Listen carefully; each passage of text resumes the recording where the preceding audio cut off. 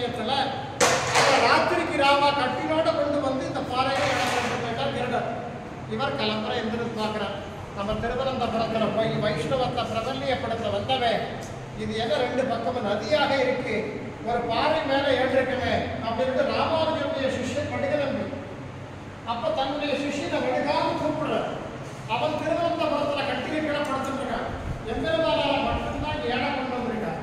அப்ப வடுகான்னு கூப்பிட்ட உடனே பெருமாள் அடியே அப்படின்ட்டு வடுகன் ரூபத்துல ஏண்டி ராமானுஜருக்கு வடுகநம்பி என்ன கைங்கரியம் பண்ணுவானோ பெருமாளுக்கு பண்ணிட்டு நம்மளோட வைஷ்ணவ சம்பிரதாயப்படி ஒரு ஆச்சாரம் வந்து பெருமாளுக்கு கைங்கரியம் பண்ணலாம். ஆனால் பெருமாள் போய் ஒரு ஆச்சாரியத்தை கைங்கரியம் பண்ணணும்னா காரணம் இல்லாம இருக்கா. அப்ப ராமானுஜர் நதியில தீர்த்தம் ஆடிட்டு அந்த கீழே கிணறு மாதிரி இருக்கு பார்த்தீங்களா, அந்த பாறையில உட்காந்து திருமண் சாத்திக்கிறேன். எப்பவுமே தான் இட்டு தன்னுடைய மீதி சேஷம் திருமண் காப்ப வடுகநம்பிக்கை என்ற வழக்கம் உண்டு. வடுகநம்பியாக பெருமாள் எழுதுகிறேன். பெருமாள் எழுதுகிற விஷயம் ராமானுஜருக்கு தெரியாது. தன்னுடைய சிஷியனாக நினைச்சிட்டு அவனுக்கும் திருமண் காப்பு சாத்தினார். அந்த இடம் தான் இங்க திருமண் காப்பு சாத்திட்டார். அனுஷ்டானங்களை முடிச்சுட்டார். படுகா நீ ஆத்தங்கரையில திருத்தலாம், புஷ்பங்களெல்லாம் எடுத்துக்கோ, பெருமாளை சேஷ்டருவா அப்படின்னு இங்க இருந்து கூப்பிட்டு போறார். அங்க கொடிமர தடியில இவருடைய புஷ்ப குடலை வச்சுட்டு பெருமாள் அனுபவமா உள்ள போறார். வந்திருக்கிறது பெருமாள் எம்பெருமானாருக்கு சேவை சாதிக்கணும். இவர் சேவிச்சுட்டு திரும்பி பார்க்கிறார். வடுகநம்பியை காணும்.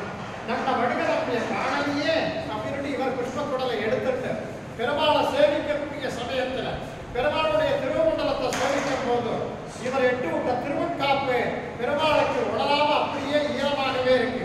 எப்பெருமானார் பெருமாள்கிட்ட பிரார்த்திக்கிறார். நான் எட்ட திருவண்காப்பு மாதிரிலாம் இருக்கு, எனக்கு நீரா வந்து எனக்கு இவ்வளவு கைங்கரியம் பண்ணிருக்கு, இது என்ன லீலைகள் அப்படின்னு பெருமாள்கிட்ட கேட்கிறார். உடனே பெருமாள் சொல்றார், நான் லோகத்துல எல்லா அவதாரம் எடுத்து காமிச்சேன். ராம அவதாரம், கிருஷ்ண அவதாரம், கல்கி அவதாரம், எல்லா அவதாரங்களும் நான் லோகத்துல எடுத்து காமிச்சாச்சு.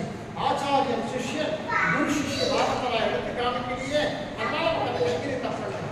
உடனே ராமானுஜர் பெருமாள்கிட்ட சொல்றார், கேட்கும் கிரமத்தையும் கேட்டான், சொல்லும் கிரமத்துல சொல்றேன். உடனே ராமானுஜர் உட்காரத்துக்கு சிம்மாசனம் கொடுக்கிறார். இன்னும் பெருமாள் பக்கத்துல இருக்கு. அந்த சிம்மாசனத்துல ராமானுஜர் உட்கார்ந்தோம். பெருமாளுடைய வலது திருச்செவியில ஓம் நமோ நாராயணாங்கிற மந்திரத்தின் பெருமாளுக்கு துவயத்தை உச்சரிச்சு ஸ்ரீ வைஷ்ணவ நம்பி ராமானுஜ நம்பி அப்படின்னு எம்பெருமானாக தாஷிராமன் தான் இவருக்கு ஸ்ரீ வைஷ்ணவ நம்பி. இரண்டாவது திக்தேசத்துக்கு தட்சிண பத்ரி, பத்ரிகாசிரமத்துல நாராயணன் அண்ணனுக்கு உபதேசமும், தட்சிண பத்ரியில நரன் நாராயணனுக்கு உபதேசம். இந்த திருப்பரிவட்ட பாறை அப்படின்னு எதற்காவட்டி பேர் வந்தது, எம்பெருமானாருக்கு தீர்த்தமாடி அவருடைய காஷாய வஸ்திரங்கள் எல்லாம் பெருமாளுக்கு தோற்றி உணர்த்தினர். அதனால திருப்பரிவட்ட பாறை. ரெண்டு பேர் ஆச்சாரியனை பிடிச்சிருந்தார். நகரான பிரமாண மாமுனி ஆச்சாரியனா பிடிச்சிருந்தார். திருக்குறுங்குடி நம்பி ராமானுஜன் ஆச்சாரியனா பிடிச்சிருந்தார். இவங்க ரெண்டு பேருக்கும் தான் ஆச்சாரிய சம்பந்தம். இந்த கஷேத்திரத்துக்கு மாமனம் எல்லாம் ஒருத்தருமே சொல்லியிருக்க மாட்டான். அதனால எனக்கு தூக்கம் வருது இருந்தாலும் சொல்லி சாப்பிட்டு இந்த கஷேத்திரத்துக்கு வாமன கஷேத்திரம். இங்க பெருமாள் வாமனாவதாரம் எடுத்த காலத்துல பெருமாள் 5 நிலையில பெருமாள் சேவை சாதிக்கிறார். உள்ள நின்ற திருக்கோலம், அமர்ந்த திருக்கோலம், சைன திருக்கோலம், தானக ஆசீன சயனமாக உள்ள 3 நிலையில எடுக்க. நிலை திருப்பார்கடல் நம்பி, அது நம்ம சேவிச்சிடலாம்.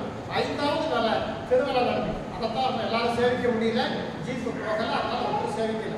5வது நிலை திருமல நம்பி, மலை மேல ஒரு பெருமாள் எடுத்துக்க. தேவ ரிஷிகளுக்கெல்லாம் சேவை சாதிக்கணும் அப்படின்னு மலைக்கு மேல ஒரு பெருமாளாக எழுதுங்க. ஆக அந்த திவ்தேசத்துல 5 நம்பி 4 ஆழ்வார்கள், மக்களாசாசனம், திருவங்கை ஆழ்வார், திருமுருஷை ஆழ்வார், நம்மாழ்வார், பெரியாழ்வார். இந்த பெருமாள் தான் நம்ம திருப்பதியான ஆழ்வார் சொன்னகிரியில நம்மாழ்வாராக அவதாரம் பண்ணிருக்க.